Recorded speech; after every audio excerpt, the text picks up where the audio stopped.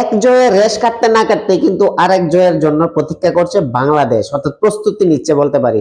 যে বাংলাদেশ কয়েকদিন আগে অস্ট্রেলিয়াকে তাদের ঘরের মাঠে 9 উইকেটে হারিয়ে টেস্ট ক্রিকেটের ইতিহাসে বাংলাদেশ একটা নতুন সূর্যোদয় করেছিল, সেই বাংলাদেশ কিন্তু আবারও আগামীকাল অস্ট্রেলিয়ার বিরুদ্ধে খেলতে নামছে।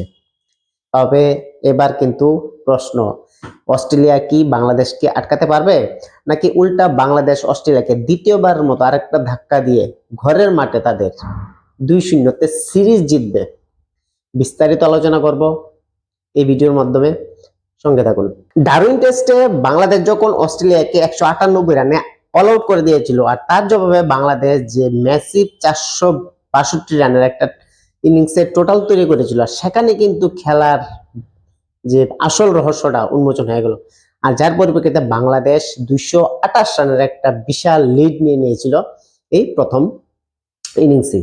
জবাবে ব্যাট করতে নেমে আমরা দেখলাম অস্ট্রেলিয়া তাদের দ্বিতীয় ইনিংসে মাত্র 284 রানে অল উইকেট ডাউন। অস্ট্রেলিয়ার কোনো ব্যাটসম্যান কিন্তু বাংলাদেশের বোলিং এর এগেইনস্টে সাস্টেন করতে পারেনি।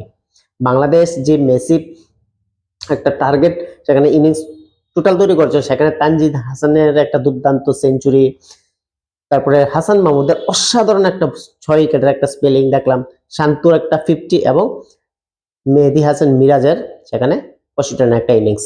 নো ডাউট বাংলাদেশের ব্যাটিং এবং বোলিং যেভাবে অস্ট্রেলিয়ার এগেইনস্টে প্রতিরোধ দেখিয়েছে, সেখানে কিন্তু এই জয়টা বাংলাদেশ ডিজার্ভ করতো। আর শেষে যখন অস্ট্রেলিয়া 284 রানে আউট হয়ে গিয়েছিল, জবাবে 57 রানের টার্গেট পেয়েছিল। আর তারপরে কিন্তু বাকিটা ইতিহাস, মাত্র 1 উইকেট হারিয়ে সেই রানটা তুলে নেয় এবং বাংলাদেশের ক্রিকেটে অস্ট্রেলিয়ার মাটিতে প্রথম জয়। কিন্তু এবার কিন্তু সিনারিওটা অন্যরকম হতে যাচ্ছে, কেননা দ্বিতীয় টেস্টের মধ্যে অস্ট্রেলিয়া বরাবরই কিন্তু ঘায়েল অবস্থায় আছে। একটা হিন্দিতে কথা আছে যে ঘায়েল শের হামেশা ঘাতক হতা হয়, আর ঠিক অস্ট্রেলিয়া কিন্তু বর্তমানে এই পর্যায়ে আছে। প্রথম টেস্টে হারার পর যে লজ্জা, যে ক্ষোভ বা যে মানসিক চাপ অস্ট্রেলিয়া টিমের মধ্যে আমরা লক্ষ্য করলাম, স্পেশালি প্যাট কামিন্স থেকে ধরে স্টিভ স্মিথ থেকে ধরে মিচেল স্টার্ক থেকে ধরে এবং তাদের প্রাক্তন ক্রিকেটার থেকে প্রত্যেকে যে সমালোচনার একটা পরিস্থিতি তৈরি করেছে, সেখানে কিন্তু অস্ট্রেলিয়া ব্যাকফুটে থেকে যাচ্ছে এই সমালোচনার কারণে। অন্যদিকে বাংলাদেশের কথা চিন্তা করি, তাদের মনোবল খুব চাঙ্গা এবং বাংলাদেশের কোচ ফিলিপ সিমন্স উনি কিন্তু বারবারই হুঙ্কার দিচ্ছে যে সেকেন্ড টেস্টে কিন্তু অস্ট্রেলিয়াকে ছাড়বে না, অর্থাৎ জিততে নামবে বাংলাদেশ। এবং বাংলাদেশ বর্তমানে যে মাইন্ডসেটে খেলছে বা তাদের যে পজিটিভিটিটা আমরা দেখতে পাচ্ছি, সেখানে কিন্তু ডেফিনেটলি বলতে পারবো যে বাংলাদেশ তাদের ব্যাটিং লাইনটা যদি আবার ঠিক করে রাখতে পারে, অর্থাৎ স্পেশালি প্রথম ইনিংসে যদি একটু ম্যাসিভ টোটাল তৈরি করতে পারে, রান করতে পারে, তাহলে কিন্তু ম্যাচ আবারও অস্ট্রেলিয়ার হাত থেকে বাংলাদেশ নিয়ে নেবে। বরাবরই অস্ট্রেলিয়া তাদের দ্বিতীয় ম্যাচের মধ্যে আপ্রাণ চেষ্টা করবে বাংলাদেশকে আঘাত করার জন্য, এটা ব্যাটে হোক, বোলিং হোক এবং স্লেজিং হোক। ডেফিনেটলি আমরা সেকেন্ড ম্যাচে অস্ট্রেলিয়া থেকে স্লেজিং দেখতে পাবো, নো ডাউট, যেটা অস্ট্রেলিয়া তাদের চিরাচরিত একটা প্রথা। স্লেজিং করো, প্লেয়ারদের মনোবল ভাঙ্গো এবং ম্যাচ জিতো, সেটা কিন্তু সেকেন্ড টেস্টে আমরা দেখতে পাবো গ্যারান্টি। তাছাড়া যদি বলি বাংলাদেশ কোন কোন জায়গায় সেকেন্ড টেস্ট জিততে গেলে তাদের নজর দিতে লাগবে, ব্যাটিং, বোলিং এবং ফিল্ডিং তিনও ডিপার্টমেন্টেই কিন্তু Bangladesh up to the mark ছিল। আমরা দেখলাম প্রথম টেস্টে ব্যাটিং এর দিক থেকে যে বাংলাদেশের ব্যাটিং লাইন আপ আমরা হয়তো সন্দেহ করেছিলাম যে টিকতে পারবে কিনা, সেখানে তার ঠিক উল্টা হলো। বাংলাদেশের টপ অর্ডারের তানজিদের সেঞ্চুরি, তারপরে মিডল অর্ডারের দিকে শান্তুর 50, লোয়ার মিডল অর্ডারে মেহেদী হাসানের 50 এবং বাদবাকিদের টিকে থাকার লড়াই। বোলিং ডিপার্টমেন্টে নাহিদ রানা না থাকার ফলেও, শরীফুল ইসলাম না থাকার ফলেও যে স্ট্রেংথ বাংলাদেশ টিম দেখিয়েছে, সেখানে কিন্তু বোলিং ইউনিট অনেক শক্ত। তাসকিন, হাসান মাহমুদ এবং ইবাদত প্রত্যেকে কিন্তু নিজের সেরাটা দিয়েছে, যে কারণে আমরা দেখলাম প্রথম ইনিংসে 3 পেসার মিলে কিন্তু 10 উইকেট নিয়ে নিয়েছিল অস্ট্রেলিয়া এবং সেকেন্ড ইনিংসে স্পিনের ফাঁদে ফেলেছিল সেই মিরাজ, মেহেদী হাসান মিরাজ, দুর্দর্শ একটা অলরাউন্ডার। আর যার কারণের কাছে কিন্তু অস্ট্রেলিয়ার অর্ধেক টিম সেকেন্ড ইনিংসে অস্ট্রেলিয়ার আউট হয়ে গিয়েছিল, আর তারই পরিপ্রেক্ষিতে বাংলাদেশের এই ঐতিহাসিক জয়। তবে প্রথম টেস্ট বাংলাদেশ যতটা সহজে জিতে নিয়েছে, দ্বিতীয় টেস্ট কিন্তু ততটা সহজে হয়তো জিততে পারবে না, কেননা অস্ট্রেলিয়া তাদের সব ধরনের অস্ত্র নিয়ে কিন্তু রেডি আছে বাংলাদেশের এগেনস্টে। অস্ট্রেলিয়া বরাবরই বাংলাদেশের যে ব্যাটিং ইউনিট, যেটা প্রথম ইনিংসে একটা দেওয়ালের মতো কাজ করেছিল অস্ট্রেলিয়ার বিরুদ্ধে, সেই জায়গার মধ্যে কিন্তু আঘাত হানবে এই অস্ট্রেলিয়ান বোলাররা। নো ডাউট ম্যাকাউতে খেলা, সেখানে একটু পেসি ফ্রেন্ডলি উইকেট থাকে এবং বাউন্স থাকবে, সেই জায়গার মধ্যে বাংলাদেশের ব্যাটারদের যদি এক্সপোজ করে দেয়, অর্থাৎ প্রথম ইনিংসের প্রথম দিকে যদি বাংলাদেশের উইকেট না পড়ে বা তাড়াতাড়ি উইকেট আউট করে দেয়, তাহলে কিন্তু বাংলাদেশ যে ম্যাসিভ একটা টোটালের টার্গেট বা 400 রানের কাছাকাছি যে একটা টার্গেট বা রান তৈরি করা, সেটা কিন্তু বাংলাদেশ করতে পারবে না। আর অস্ট্রেলিয়া বরাবরই এই জায়গার মধ্যে আঘাত হানবে। বাংলাদেশের টপ অর্ডার থেকে ধর মিডল অর্ডার পর্যন্ত যদি ব্যাটিং লাইনটা ঠিক করতে না পারে, সেখানে কিন্তু বাংলাদেশ ভুল করবে। তাছাড়া বোলিং ইউনিট, বাংলাদেশের যে বোলিং ইউনিট যদি অস্ট্রেলিয়ার প্রথম ইনিংসের মধ্যে, অর্থাৎ অস্ট্রেলিয়া যখন ব্যাট করতে নামবে, সেখানে যদি তারা উইকেট নিতে না পারে, তাহলে কিন্তু খেলার মধ্যে একটু টুইস্ট এসে পড়বে। অস্ট্রেলিয়া যদি প্রথম ইনিংসে বড় একটা রান তুলে নেয় বা সেখান থেকে রান সংগ্রহ করে 80 রানে 300 রান বা 400 রানের কাছাকাছি, সেই জায়গার মধ্যে কিন্তু বাংলাদেশ একটু ব্যাকফুটে থেকে যাবে, চাপে থাকবে। কেননা প্রথম ইনিংসের টোটাল দিয়ে ম্যাচের ভাগ্য নির্ধারণ করবে, আমরা এটা বলতে পারি।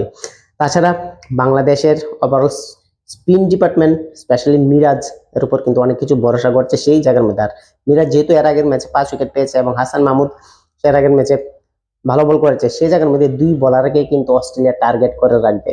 তাদেরকে কি করে খেলানো যায় বা তাদেরকে কিভাবে উইকেট না দেওয়া যায়, সেদিকে কিন্তু অস্ট্রেলিয়া পুরোপুরি প্ল্যান। অর্থাৎ অস্ট্রেলিয়া তাদের নিজস্ব 100% শক্তি দিয়ে কিন্তু এই ম্যাচের মধ্যে মাঠে নামবে, যেটার জন্য বাংলাদেশ কিন্তু একটু সাবধান থাকলে আমার মনে হয় বাংলাদেশের জন্য একটু বেটার হবে। নো ডাউট সেখানে একটা মাইন্ড গেম চলবে, আলাদা প্রেশার ক্রিয়েট করবে বাংলাদেশের জন্য। তো সেই জায়গার মধ্যে বাংলাদেশের মনোবলকে ভাঙার জন্য কিন্তু অস্ট্রেলিয়া অনেক কিছু করতে পারে।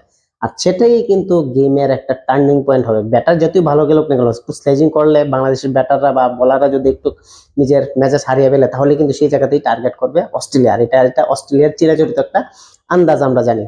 তারপরও প্রথম ম্যাচের ভরাডুবির পরে অস্ট্রেলিয়ার প্লেইং ইলেভেনে দেখলাম আমরা পরিবর্তন। ওয়েদারল্যান্ডের জায়গার মধ্যে ম্যাট রেনশোকে আনা হয়েছে। এবার কি রেনশোকে আনার পরে অস্ট্রেলিয়ার যে ওপেনিং প্লেয়ারের যে একটা বিপচ্ছতা, এটা কি কেটে উঠবে আগামী ম্যাচের মধ্যে? আমার তো মনে হয় না, কেননা বাংলাদেশের বোলাররা বর্তমানে যে ছন্দে আছে, ডেফিনেটলি অস্ট্রেলিয়ার টপ অর্ডার স্পেশালি টেভিসের বা ম্যাট রেনশো তেমন একটা কিছু করতে পারে না। তাছাড়া মার্নাস লাবুসেন যে ফর্মে নেই, লাস্ট 20 ইনিংসে তোর ওর অ্যাভারেজ মাত্র 25, সেই জায়গার মধ্যে অস্ট্রেলিয়ার পক্ষে টপ অর্ডারকে আটকানো খুব একটা টাফ ব্যাপার। আর বাংলাদেশের জন্য একটা পজিটিভ সাইন, কেননা কোনো ব্যাটারি টপ অর্ডার ফর্মে নাই। সেই জায়গার মধ্যে অস্ট্রেলিয়ার প্রথম দিকের উইকেট যদি তাড়াতাড়ি আউট করতে পারে, তাহলে কিন্তু সেই আবার প্রথম টেস্টের মতোই দশা হতে যাচ্ছে অস্ট্রেলিয়ার। এবং বাংলাদেশ তাদের দ্বিতীয় জয়, অর্থাৎ 2-0 সিরিজ জয়ের যে একটা স্বপ্ন, যেটা এশিয়ান ক্রিকেটের মধ্যে আমরা খুব কমই দেখতে পাই, অস্ট্রেলিয়ার ঘরের মাঠে হোয়াইট ওয়াশ করা, এটা কিন্তু একমাত্র বাংলাদেশ করে দিতে পারবে। তবে একটা বিষয় নিশ্চিত যে প্রথম টেস্ট ছিল বাংলাদেশের জন্য একটা ইতিহাস, একটা ম্যাচ জেতা অস্ট্রেলিয়া মাটিতে, এবং দ্বিতীয় টেস্টে যদি বাংলাদেশ তাদের নিজের জয়টা নিতে পারে, তাহলে কিন্তু তারা বিশ্ব ক্রিকেটে তাদের যে বর্তমানে সময় এতদিন নজরআন্দাজ করে রেখেছিল, সেই বাংলাদেশ কিন্তু বিশ্ব ক্রিকেটকে চ্যালেঞ্জ জানাতে পারবে যে কোনো জায়গায় দাঁড়িয়ে। কেননা বাংলাদেশ যেহেতু অস্ট্রেলিয়া মাঠে হোয়াইট ওয়াশ করার পরিকল্পনা হচ্ছে, বা হোয়াইট ওয়াশ যদি করতে পারে, তাহলে কিন্তু ইংল্যান্ড বা সাউথ আফ্রিকা হোক বা ইন্ডিয়া হোক, যেখানে বাংলাদেশ টেস্ট ম্যাচ জিতেনি, সেই জায়গার মধ্যে কিন্তু আগামীতে তাদের টার্গেট থাকবে। বরাবরই বাংলাদেশ টেস্ট ক্রিকেটে বর্তমানে এতটুকু ভালো করেছে, স্পেশালি একটা ম্যাচ অস্ট্রেলিয়াকে হারানোর পরে প্রত্যেকটা টিমই কিন্তু বাংলাদেশের টেস্ট টিমের দিকে তাকিয়ে আছে, এবং তাদের বোলিং ইউনিট হোক বা ব্যাটিং ইউনিট, সেই জায়গার মধ্যে তাদের টার্গেট থাকবে অস্ট্রেলিয়াকে ঘরের মাঠে 2-0 হারানো। তাছাড়া এটা যদি করতে পারে, বাংলাদেশ টেস্ট ক্রিকেটের ইতিহাসে এমন একটা টিম হয়ে যাবে এশিয়ার মধ্যে, যেটা অন্য কেউ বা কোনো টিম ভারত ছাড়া এটা আর করতে পারেনি। তাহলে এখানে একটা প্রশ্ন, এই সিরিজ এর রেজাল্ট কি হবে? 1-1 সিরিজ ড্র হবে, নাকি 2-0 বাংলাদেশ সিরিজ জিতবে, অস্ট্রেলিয়ার মাঠে হোয়াইট ওয়াশ করবে, নাকি উল্টা অস্ট্রেলিয়া সেখানে শেষ ম্যাচ সে বাংলাদেশকে ধূলিসাৎ করে দেবে এবং 1-1 সিরিজ বরাবর করবে? যদিও সিরিজ বরাবর হয়, তাহলে কিন্তু বাংলাদেশের জন্য একটা পজিটিভ, না একদিকে অস্ট্রেলিয়া যার নাম্বার 1 পজিশন বর্তমানে টেস্ট ক্রিকেটের মধ্যে, এবং অন্যদিকে বাংলাদেশ যার নাম্বার র্যাঙ্কিং 9, সেই জায়গার মধ্যে অস্ট্রেলিয়া মাঠে অস্ট্রেলিয়াকে একটা ম্যাচ হারানো এবং সেখানে সিরিজ না হারা অর্থাৎ ড্র করা, এটা কিন্তু বিশাল একটা বড় ব্যাপার বাংলাদেশ ক্রিকেটের জন্য। আর সেটাই কিন্তু একটা পজিটিভ সাইন আমরা দেখতে পাই বাংলাদেশ টেস্ট ক্রিকেটের মধ্যে। ভিডিওটি ভালো লাগলে অবশ্যই চ্যানেলটি সাবস্ক্রাইব করবেন, লাইক করবেন এবং পাশে থাকবেন। ধন্যবাদ।